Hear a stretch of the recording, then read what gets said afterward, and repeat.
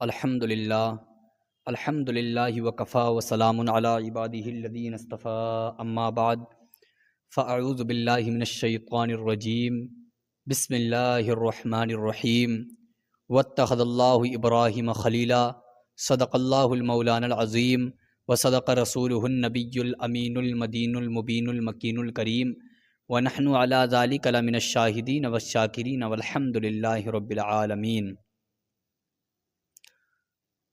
آئیے ہم اور آپ کو سننے سنانے سے پہلے آقائے نامدار مدنی تاجدار جناب احمد مجتبیٰ محمد مصطفیٰ صلی اللہ تعالی علیہ وآلہ وسلم کی بارگاہ بے کش پناہ میں خراج عقیدت پیش کریں۔ پڑھیں بآواز بلند اللہم صلی علی سیدنا و مولانا محمد وبارک وسلم صلو علیہ صلاۃ و سلاما علیک یا رسول اللہ صلی اللہ تعالی علیہ وسلم۔ میری ملت کے نوجوانوں، میں نے جو ابھی خطبے کے بعد میں ایک اللہ کے پیارے مقدس کلام کی چھوٹی سی آیت آپ حضرات کے سامنے پیش کی، اس کا سیدھا اور سادہ ترجمہ ہے کہ اللہ رب العزت نے ابراہیم کو اپنا گہرا دوست بنایا۔ میری ملت کے نوجوانوں، اللہ رب العزت نے حضرت ابراہیم علیہ السلام کو اپنا گہرا دوست کیوں بنایا؟ آخر اس کی وجہ کیا ہے؟ تو آپ جانتے ہیں کہ جو ہمارے اسلامی مہینوں کا جو آخری مہینہ ہوتا ہے، اس آخری مہینے میں ہر عاشق رسول، ہر مسلمان مومن حضرت ابراہیم علیہ السلام کی یادگار مناتا ہے اور حضرت اسماعیل علیہ السلام کی یادگار مناتا ہے۔ تو میری ملت کے نوجوانوں، جب حضرت ابراہیم علیہ السلام کی پیدائش کا وقت ان قریب آیا، اس وقت ایک بادشاہ تھا، اس کا نام نمرود، اس کی حکومت پوری دنیا پر چلا کرتی تھی۔ تاریخ بتاتی ہے کہ 4 بادشاہ ایسے گزرے ہیں جن کی حکومت پوری دنیا پر رہا کرتی تھی، 2 ان میں مومن ہیں اور 2 کافر ہیں۔ کی بادشاہی میں حضرت ابراہیم علیہ السلام کی پیدائش ہوئی۔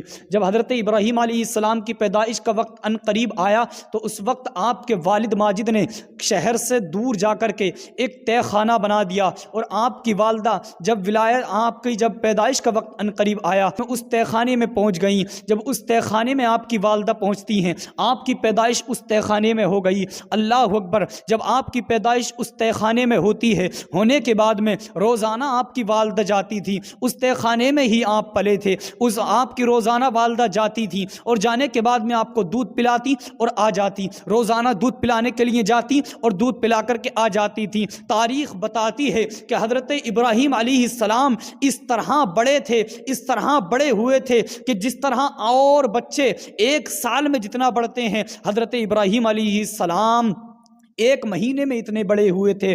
تو تاریخ بتاتی ہے، روایت میں 13 سال ہے اور دوسری روایت میں 17 سال کی عمر جب آپ کی ہو گئی، آپ اس تہہ خانے سے باہر آئے۔ آپ نے اس تہہ خانے سے باہر آنے کے بعد میں دیکھ بتوں کی پوجا کر رہے ہیں، لوگ سورج کی پوجا کر رہے ہیں، لوگ آسمان کو پوج رہے ہیں، لوگ ستاروں کو پوج رہے ہیں۔ اللہ اکبر کبیرہ! حضرت ابراہیم علیہ السلام نے یہ معاملہ دیکھا، اور جب سورج غروب ہوا، جب یہ دیکھتے ہیں، حضرت ابراہیم علیہ السلام نے اعلان کر دیا کہ یہ سورج ہمارا خدا نہیں ہو سکتا ہے، یہ چاند ہمارا خدا نہیں ہو سکتا ہے، یہ جو آپ بتوں کو پوج رہے ہیں یہ ہمارا خدا نہیں ہے، اللہ رب العزت کا ہمارا خدا ہے، جو پروردگار ہے، جس نے ہم کو پیدا کیا ہے، وہ ہمارا خدا ہے۔ اللہ رب العزت کی تعریفیں کرنے لگے، اللہ رب العزت کی شان میں لوگوں کو بتانے لگے۔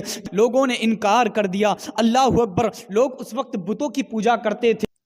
حضرت ابراہیم علیہ السلام نے اللہ رب العزت کی تعریف کی اور منع کیا کہ یہ بتوں کی پوجا کرنا چھوڑ دو، وحدہ لا شریک کی پوجا کرو، جس نے ہم نے پیدا کیا ہے اس کی پوجا کرو، جو ہمیں موت دیتا ہے اس کی پوجا کرو، جو ہمیں موت دیتا ہے اس کی عبادت کرو۔ اللہ اکبر کبیرہ! لوگوں نے بات کو نہیں مانا۔ سال میں 1 دن ان کا عید کا دن آیا کرتا تھا، وہ اس عید کے دن کو میلے کے طور پر منایا کرتے تھے۔ شہر سے باہر جا کر کے سب لوگ اس وقت شہر سے باہر چلے گئے۔ جب سب لوگ شہر سے باہر گئے، اس وقت حضرت ابراہیم علیہ السلام نے دیکھا کہ بت خانے میں صرف بت اکیلے بچے ہیں، سب بتوں کی پوجا کرنے والے میلے میں گئے ہیں۔ حضرت ابراہیم علیہ السلام نے کہاڑی کو لیا اور لینے کے بعد میں ان بت خانے میں پہنچ گئے۔ پہنچنے کے بعد میں حضرت ابراہیم علیہ السلام نے سب بتوں کو توڑ دیا، ایک جو بڑا بت تھا اس کو باقی چھوڑ دیا، اور باقی تھا اس بت کے کاندھے پر حضرت ابراہیم علیہ السلام نے کہاڑی کو رکھ دیا، اور رکھنے کے بعد میں آ گئے۔ جب وہ لوگ میلے سے واپس ہوئے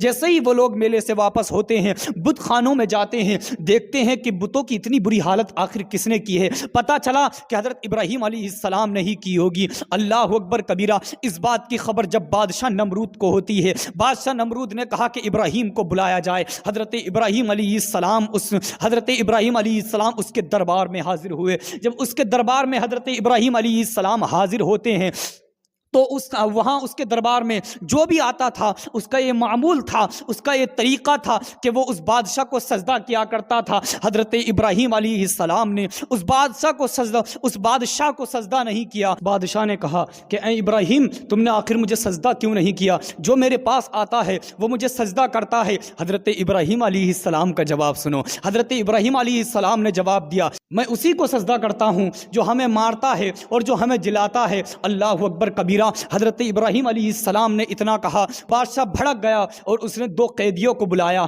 ایک قیدی جو رہا ہونے والا تھا اس کو بلایا، ایک قیدی جس کو پھانسی ہونے والی تھی اس کو بلایا۔ اللہ اکبر۔ جو رہا ہونے والا تھا اس کو اس نے مار دیا، جو مرنے والا تھا اس کو اس نے بچا لیا۔ پھر بادشاہ نے کہا کہ دیکھ ابراہیم، جو مرنے والا تھا میں نے اس کو بچا لیا اور جو بچنے والا تھا میں نے اس کو مار دیا، میں ہی جلاتا ہوں میں ہی مارتا ہوں۔ حضرت ابراہیم علیہ السلام نے کہا یہ بادشاہ بڑا بے وقوف اور نادان ہے، اب اس کے سامنے ایسی دلیل پیش کی جائے جس کا اس کے پاس جواب نہ ہو۔ اللہ اکبر۔ ابراہیم علیہ السلام نے فرمایا، قال ابراہیم فإن اللہ یأتی بالشمس من المشرق والمغرب۔ اللہ اکبر۔ فرماتے ہیں رب العزت پورب سے سورج کو نکالتا ہے، تو پچھم سے نکال کر کے دکھا۔ اللہ اکبر۔ یہ بات سن کر کے بادشاہ پریشان ہو گیا اور بادشاہ نے کہا کہ تو نے ہی ہمارے بتوں کو توڑا ہے۔ 30 گز لمبی اور 20 گز چوڑی ایک 4 دیواری بنائی جائے۔ اللہ اکبر۔ 4 دیواری کو تیار کیا گیا۔ جب 4 دیواری تیار ہو گئی اور دیواری پوری لکڑیوں سے بھر گئی، اس کے اندر آگ لگا دی گئی۔ جو پرندہ اس کے اوپر سے گزر کر کے جاتا تھا، اللہ اکبر، وہ جل کر کے راخ ہو جاتا تھا۔ اپنے گھروں میں رہنا دشوار ہو گیا گرمی کی وجہ سے، آگ اتنی تیز جلنے لگی۔ حضرت ابراہیم علیہ السلام کو بلایا گیا۔ حضرت ابراہیم علیہ السلام کو جیسے بلانے کے بعد میں اس آگ میں ڈالا جا رہا تھا۔ حضرت ابراہیم علیہ السلام کو بالکل آگ میں ڈالنے کا وقت عنقریب تھا۔ حضرت ابراہیم علیہ السلام کے پاس حضرت جبریل امین تشریف لے آتے ہیں۔ جیسے ہی جبریل تشریف لانے کے بعد میں حضرت جبریل نے کہا، اے ابراہیم، کوئی حاجت ہو تو بتاؤ، کچھ مدد کروں، کچھ حاجت ہو تو بتاؤ۔ حضرت ابراہیم علیہ السلام نے کہا، اے جبریل، حاجت تو ہے لیکن تم سے کوئی حاجت نہیں ہے۔ حضرت جبریل امین نے کہا کہ جس سے حاجت ہے اس سے کہا کہ مجھے کہنے کی ضرورت نہیں ہے، جس سے مجھے حاجت ہے وہ میرے سوال کو جانتا ہے، وہ میری دل کی کیفیت کو جانتا ہے، وہ میرے دل کی آواز کو جانتا ہے۔ اللہ اکبر۔ اتنا کہنا تھا۔ ابراہیم علیہ السلام کو آگ میں ڈالا۔ حضرت ابراہیم علیہ السلام آگ کے قریب پہنچے نہ تھے کہ اللہ رب العزت کا حکم ہو گیا۔ اللہ رب العزت کا حکم ہوا، اے آگ حضرت ابراہیم علیہ السلام پر ٹھنڈی ہو جا۔ اللہ اکبر۔ جب آگ حضرت ابراہیم علیہ السلام پر ٹھنڈی ہوئی، حضرت ابراہیم علیہ السلام آگ میں جا کر کے تخت پر بیٹھ گئے، پھول بن گئی وہ آگ۔ اللہ اکبر۔ جب تخت پر بیٹھے، بادشاہ اوپر چڑھ گیا۔ چڑھنے کے بعد میں دیکھنے کی کوشش کی کہ دیکھتا ہوں ابراہیم جل کر کے راخ ہو رہا ہوگا۔ اللہ اکبر۔ بادشاہ نے دیکھا کہ ابراہیم علیہ السلام آگ کے اندر ایک تخت پر موجود ہیں، تخت پر بیٹھے ہیں۔ اللہ اکبر۔